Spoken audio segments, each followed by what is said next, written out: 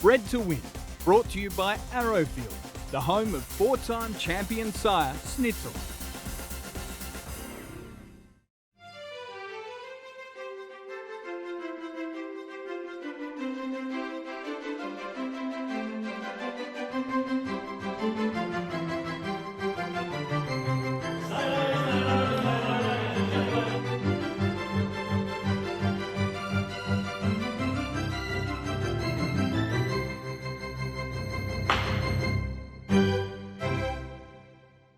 Hello, I'm Caroline Searcy. Welcome to a new week of Bred to Win. Coming up, the latest thoroughbred news from Australia and overseas. Outstanding two-year-old sire better than ready at Queensland's Lyndhurst Stud, along with Barbaric and Rothesay. Inglis Stud at Wagga Wagga welcomes Group 1 winner producing sire Merchant Navy to join finance tycoon Prized Icon and more. And in Arrowfield Studs, horse who made you love racing, the Wizard of Words, Suzanne Philcox, who's named some of the greatest racehorses we've seen from the Woodlands Godolphin eras. First though, the latest from the bloodstock world in our Aushorse news.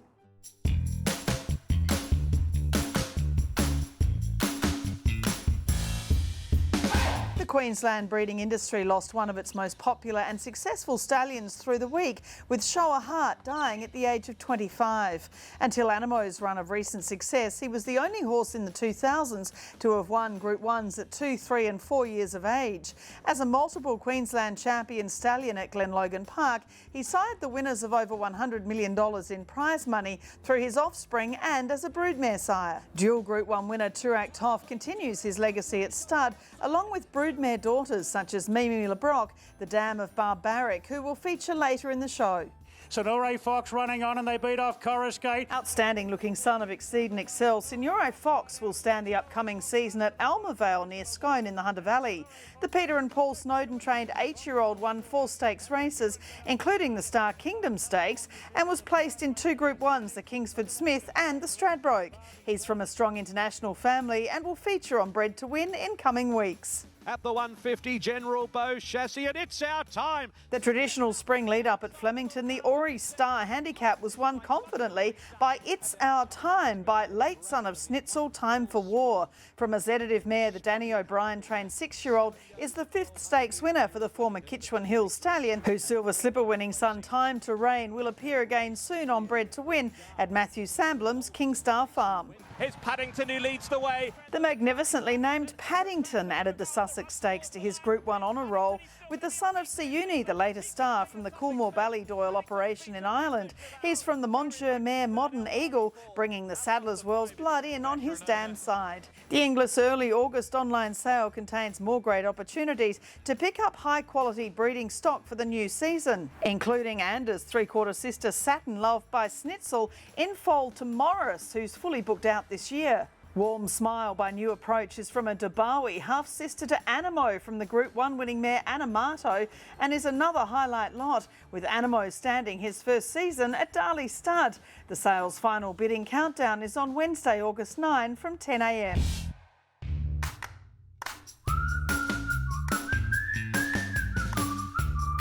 I Am Me in front from Dragonstone. The Group 2 Missile Stakes features as our Inglis Graduate of the week, with I Am Me outgunning a high-class field for the Dynamic Syndications team. The race was marred by the tragic loss of Big Parade, but the winner stayed out of trouble to record a second stakes success. By 2-time champion Australian sire I Am Invincible, I Am Me is from Medaglia d'Oro mare Mef Nuda, who was bred by John Camilleri and bought by Cambridge Stud in 2019. I Am Me was sold by Searcy Stud to Dynamic Syndications and Dean Watt Bloodstock for $210,000 at the 2020 Inglis Premier Yearling Sale. The Kruger family have forged a hugely influential role in the thoroughbred breeding industry at their Lyndhurst Stud base in Queensland. Better Than Ready is now one of Queensland's greatest sires and a top 2-year-old sire nationally. He's joined by Barbaric and Rothesay, all following in some famous hoof prints.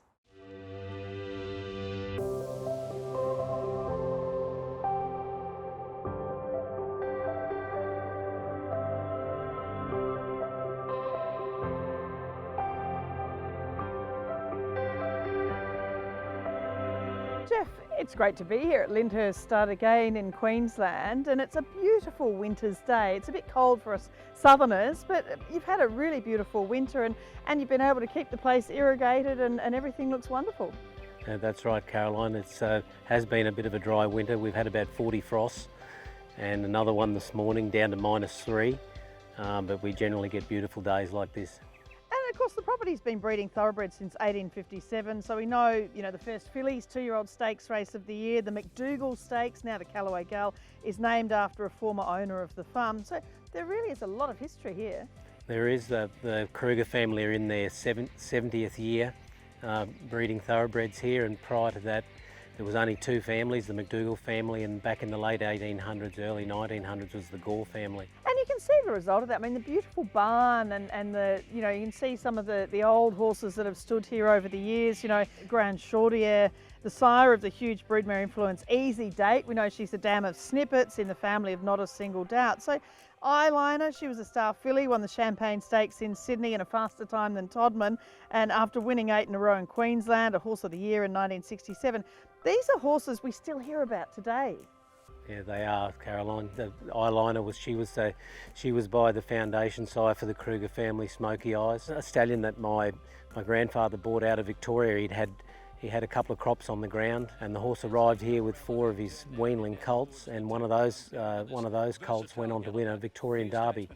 So yeah, there's a lot of history. Jeff, this is a statue of the Buzzard. Of course, he had a different name. His registered name in the UK was different to that, but he was the sire of Old Rowley, also of Rainbird, of course, who both won Melbourne Cups, and he had Caulfield Cup winners as well. You must be so proud of the history of the horses that have come from this property. Oh, we certainly are, Caroline. Yes, the Buzzard was imported in the early 30s by Mr Barnes and Mr McDougall, Mr Barnes from Canning Downs, and he sired the winners of many of Australia's greatest races. The original name in the UK?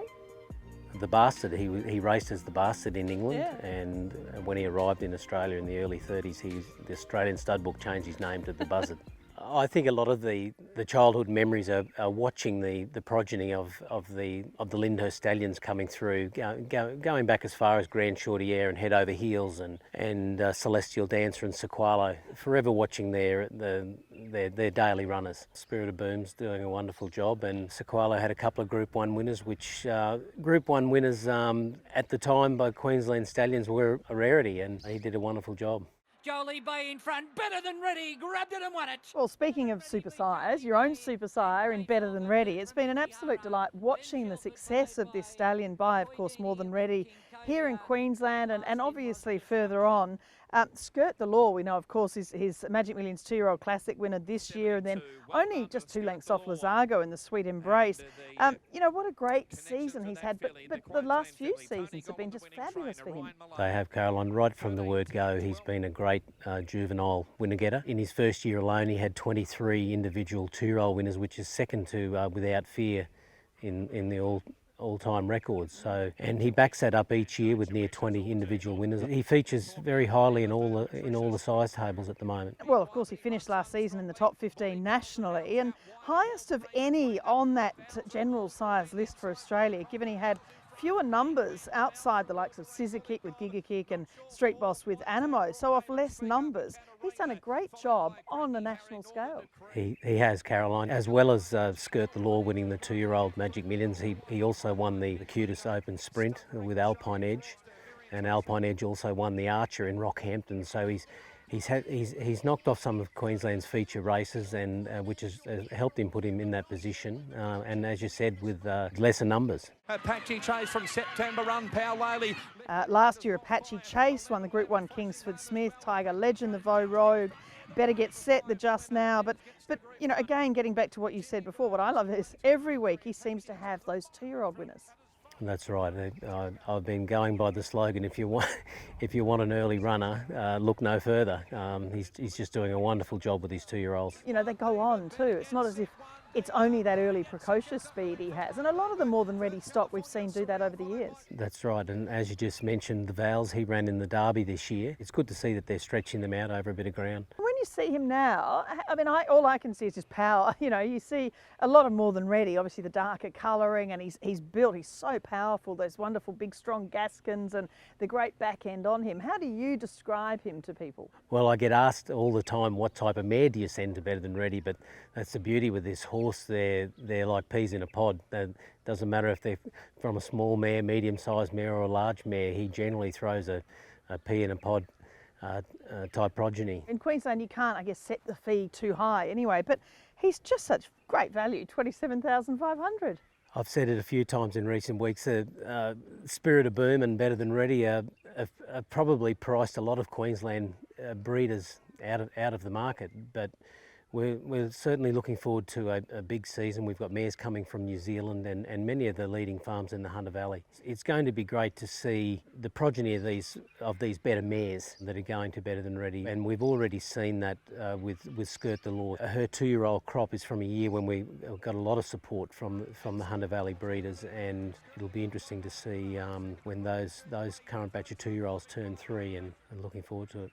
Bartley's in front, 100 to go. Barbaric's out after it. I just love seeing Barbaric here. You're waiting on his first foals, but he covered 86 mares. That's a good number for a first season sire. It was. We're only weeks away now from his first foals, and many of the breeders that supported Barbaric last year will be lining up again this year to get the lifetime breeding rights. So that's important, and that'll give him numbers for the next few years. Well, he's just a beautiful stallion, a son of I Am Invincible. We know, of course, crowned as champion Australian sire 2 years running, and he's out of that Magic Millions 2-year-old winner Mimi LeBrock. He's similar to her in his markings, and obviously she was a great race filly trained by Bart Cummings. But tell us about him and what you see here. He's still a young stallion, isn't he? But he has so much presence and that fabulous back end on him. Yep, he does have a lot of presence. He was a $900,000 yearling. He won a Black Opal Stakes after winning his maiden as a 2-year-old. Would have run in the Golden Slipper, but there was a little issue going on, so they put him aside. So he's got a lot of similarities to Better Than Ready. He's actually got similar looks to Better Than Ready. We're really looking forward to the prospects of his progeny. But obviously having that ownership group supporting him is a big help too. It is Caroline and Newgate, China Horse Club, so and Glenn. You know, we look forward to their support again this coming season. Rounding out the stallion roster here at Lyndhurst Stud, Rothesay, the son of Fastnet Rock. We know, of course, the real flag bearer is Rothfire. So tough. I mean, he won the JJ Atkins 3 years ago, and then he won the Group 2 Victory Stakes this year. But, you know, great run in the Stradbroke as well, and really good to see Rothesay here. That's right. Rothesay, he's about 15 now, and he's a Group 1 producing stallion. We've had him from Glenlogan Park Stud when they shut down their stallion operation about 5 years ago now. He's had great numbers, and at his fee, he'll be very well supported this year. And Rothfire's his flag bearer. He was oh so close in the Stradbroke from a wide barrier. He's a great support role to Barbaric and Better Than Ready. Oh, you had the barley boiler, which I know, you know, people such as the great Bart Cummings and many others still swear by to this day. Yeah, that's right. You can smell the smoke in the air.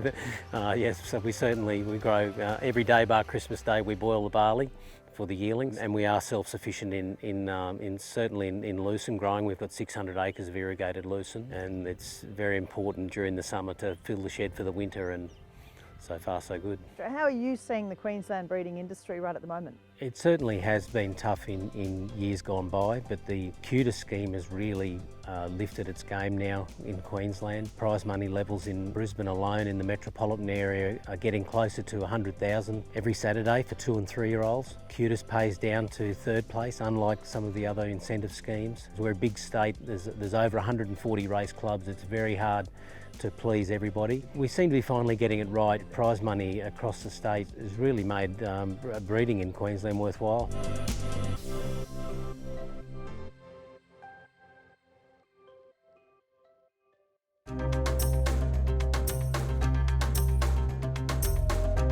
Our G1 Goldmine analysis on Better Than Ready shows unsurprising speed, given his sire is More Than Ready and Dam is by Danzig's son Agnes World.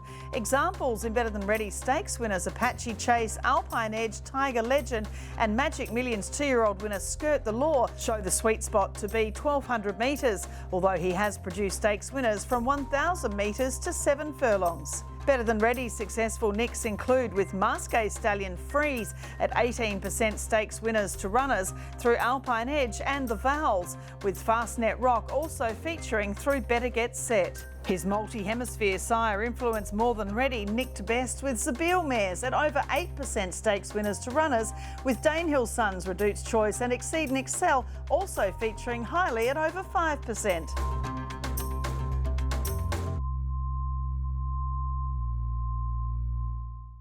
Lyndhurst Stud bringing together some great history and modern day success. Don't go anywhere after the break on Bred to win the Cambridge Stud Performance of the Week, and Inglis Stud at Wagga Wagga welcome Merchant Navy.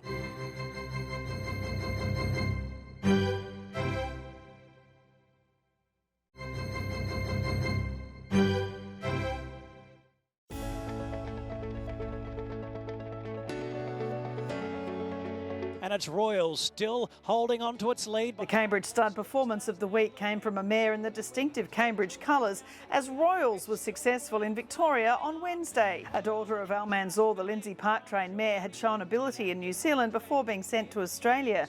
Her dam is Group 2 Matamata Stakes winner Lady Royale, and Royale's featured in our Hallmark Stud segment in our 2021 NZB yearling sale preview, bought on behalf of Cambridge by David Ellis for $300,000. The sire of Royale's European champion Almanzor returns to Cambridge Stud this spring, where he'll stand at a fee of $50,000 NZ plus GST.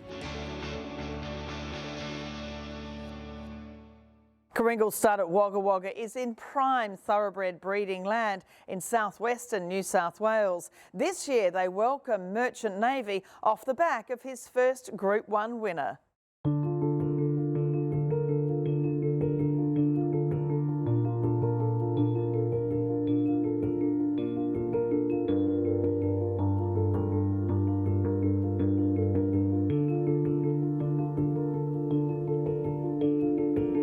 It's again a beautiful day. I mean, you could call this horse heaven, couldn't you, Inglis Stud, because it's so green. It's such a wonderful place to be raising young horses.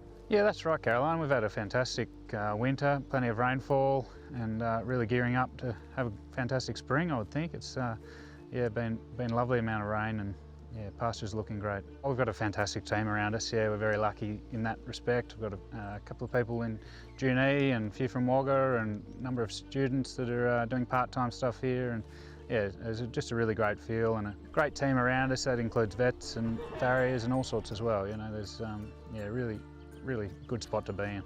Well, it's always exciting to have new stallions, and of course this year we'll talk first of all about Merchant Navy. He was at Coolmore Stud. We know he won the Coolmore Stud Stakes and he won at Royal Ascot as well. But I guess for them, you know, Coolmore bring on so many new stallions that often it's a great opportunity for a smaller farm to take on one of their, well, now proven Group 1 producing sires. Yeah, well, that's right. And he's certainly ticking a lot of boxes, you know, with juvenile Group winners and Group 1 winners already.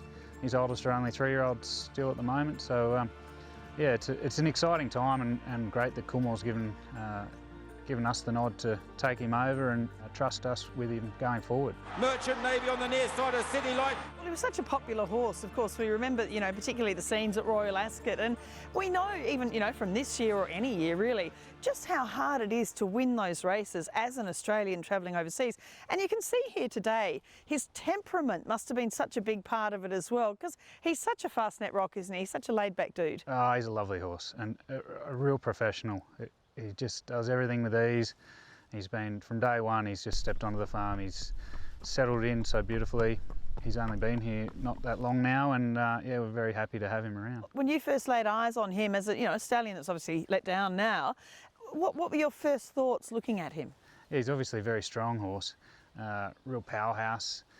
He's probably slightly taller than he looks just because he's so built, strength-wise. He's yeah, a lovely individual, just nicely balanced and can get a type. As I mentioned, that Group 1, the Coolmore Stud Stakes, and that is so tough. You know, we see how competitive that is year in, year out with the best bred horses, and they're all up against each other. And for him to be the winner of that race of his generation stamps him as such an elite horse. Yeah, absolutely. He was a real powerhouse on the racetrack. He won 7 of 10 starts and placed in 2 others. So to only be out of the placings once is a huge effort, and to win over $2 million at your 10 starts, like, he just was a serious athlete. Cool more that we're looking at other options for him, and I've always been sort of in the background there trying to get my hands on a few of their horses. Obviously they do a great job up there, and they've got some of the best bloodlines in the world. Merchant Navy just didn't get as many mares last year because they are trying to push the new horses, but I mean, since then he's just ticking a lot of boxes, so he'll cover a lot more mares this year. Royal Merchant after she dances. Royal Merchant, well, she won the Tobin Bronze, the Group 2, and then of course won the Goodwood Handicap, and you know, outstanding to get, you know, a Group 1 winner with a filly too, winning a tough race like that. Yeah, exactly. It's fantastic, and to do that with your oldest progeny that are only 3-year-old, it's amazing. So for me to get a horse like that, that's a multiple Group 1 winning sprinter, you know, in Australia, Northern Hemisphere as well, we're just thrilled to have him. At Steel City we saw winning the Magic Night Stakes, so that's, you know, the 2-year-old crop coming through as well. So, you know, there's so much upside, and we know, of course, we've talked about the Fastnet Rock, but Legally Bay, there's so much upside in his family as well for anyone breeding to Merchant Navy. Yeah, absolutely. There is a lot of bloodlines there that you can tap into, and Steel City, I mean, she was dreadfully unlucky in the Blue Diamond as well. Like, I think we should expect big things from her in the spring. I'm really excited to see her come back, as well as Royal Merchant and a few others. Finance Tycoon with Ingratiating and Finance Tycoon, a Maribyrnong Plate winner. Of course, he beat Ingratiating and Marine 1. Came back and beat the Breeders' Plate winners Shaquiro on the Gold Coast, and he made up a stack of ground in that Magic Millions behind Shaquiro in the 2-year-old Classic. But, you know, the Maribyrnong Plate, again, this is, you know, the Victorian version of the Breeders' Plate. This is where the real up-and-go 2-year-olds shine. Absolutely, yeah. He was a real surprise packet. If you look at him, he's, you know, a big leggy horse, but he just had that real length of stride and sustained speed that just broke the hearts of the others. So it's going to be really exciting to see what we get this season. He's got his first foals arriving this spring. He's only new to us, but there's plenty of mares that have come in foal with the horse as well. So I'm really excited to see. He's got a huge hind quarter on him and plenty of strength behind the saddle, so it's going to be interesting to see what sort of types he gets. He's from a fantastic female line as well, and there's plenty of options for breeders to tap back into some really high quality bloodlines. Well, he was 4th to Artorias in the Blue Diamond, and we know what a champion he was even back then. Won the Vobis Showdown, a 2-year-old race worth nearly $1 million now, and then came back at 3 and won the Zedative. It's been won by the likes of Santa Ana Lane, Denman, not a single doubt. So, you know, to come back at 3, that's a good race to come back and win. Absolutely. The run in the Blue Diamond was fantastic, and he was one of the only ones on the speed that was able to stick on. They swamped them at the end there. He's run a really good race in the Vobis Showdown. He won that by 4.5 lengths. Then he went and won the Zedative Stakes as well, the Group 3, and just led all the way again and just broke their hearts. But he's from that great Sibulet Fanfreluche family. We know in Costa de Lago, Flying Spur, so many other stallion influences carried this boy's blood. And of course, Written Tycoon, you know, now he's at a private fee at Yearling Farm. So he is one of Australia's elite stallions. Absolutely. Written Tycoon just keeps surprising, really. He just gets better and better and gets a lot of good horses. So, you know, to get another good stallion prospect by him is fantastic. And Prized Icon, we've filmed him before up here, and just I've always loved this horse, obviously. That More Than Ready Danehill Cross, we see the More Than Ready blood really exceeding through Better Than Ready, who's done so well, particularly with his 2-year-olds. It was so great to see Tropical Squall winning, you know, as a late season 2-year-old in his first crop at Canterbury in winter. Absolutely. It's only a matter of time and we're going to see some really nice horses by him. You know, they just seem to be a prep away, a lot of them as 2-year-olds, and the trainers are still saying they're giving me a lot of confidence. We've just got to be patient. But yeah, very happy with the win of Tropical Squall, and she could do big things in the spring. I know Gay and Adrian have got big opinion of her, and let's hope she can fly the flag for him. And Sandbar, the 3-quarter brother to Farnan, just an outstanding sprinting-looking son of Snitzel from a Street Cry mare. Tell us about him as well, because he's just throwing these most beautiful foals we saw today. Yeah, look, I'm really thrilled with him. I think he might be a bit of a sleeper. He's got some really lovely weanlings coming through, big hindquarters on them, just nice, neat joints, great attitude, and really thrilled with him. Yeah, well it is. I mean, you know, a lot of people in this region are breed to race people, but I know with these stallions, particularly Merchant Navy Finance Tycoon, you're going to be getting a lot of mares coming from all around the place to be coming here this spring. Yeah, absolutely. There's horses coming from all over the place, South Australia and Queensland, and down from Scone and things like that. So really happy. There'll be a few popping over the border from Victoria, no doubt, and yeah, it's a really exciting place to be.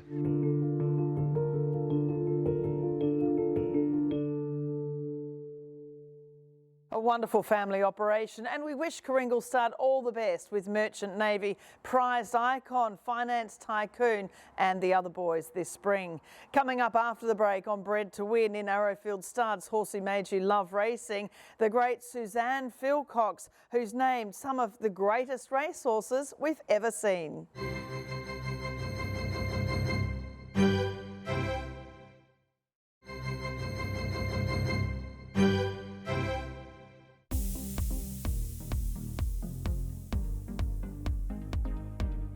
The horse that made me love racing is Octagonal, because he was such a sweet horse, and when they bought him at the new Kruger sales in 1994, John Hawkes and Trevor Lobb both loved the horse's eye and told me, this horse is special, he's got to have a good name. And his dam is 8 carat, so he naturally Octagonal was the first thing that came to mind, and he got the name.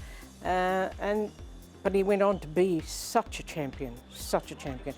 His will to win was amazing. As a 2-year-old, he won his first 2 races, but the third one was the Golden Slipper. And he came second, half a neck to Flying Spur. And that demonstrated to us straight away what this horse's determination was going to be. And he went on every race he went, he did 110%. And he was famous, of course, for standing behind the barriers, looking to see where the finish post was, and thinking, now, okay, that's where I've got to go. Right, and he obviously was planning in his mind, and he was intelligent enough to do that. And off he'd go, and he'd win the race. And of course, Lonhro, his son, did exactly the same thing. Yes. Yeah. Father said to him, you've got to check where the finish post is. What a great horse he was for bringing people to the races. And Absolutely. we talk about this in this segment a lot. You know, the champions of every era bring and engendered in you probably more of a passion for racing, but being along for the ride with Octagonal. Yes, I used to get phone calls every week, people saying, how's Octagonal, where is he, what's he doing? And Jack Ingham was very happy to let us talk to people about that. And I mean, I used to get letters from school children, and there was one man who sent a letter in saying that his son adores Octagonal, and could he have a paw print? So we had to get Octagonal, put his hoof on a bit of paper and send it off to this young man. And there were cars registered with license plates, Octagonal and Lonhro, there was them as well. And it is something that I guess, keeps racing going, this passion that people have for the good horses. Yes, and I mean, those sort of horses are on the evening news, not just the racing channels, but they're on the evening news where your non-horse racing people are seeing them saying, oh, who's this horse Octagonal? What's the fuss? And they start to become interested.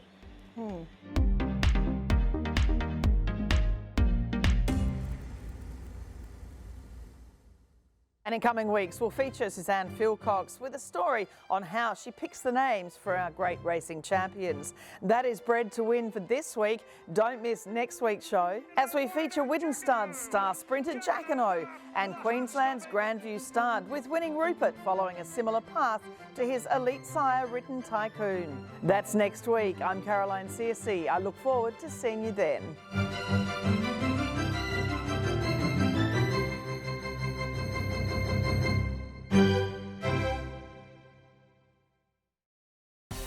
Bred to Win, brought to you by Arrowfield, the home of 4-time champion sire Snitzel.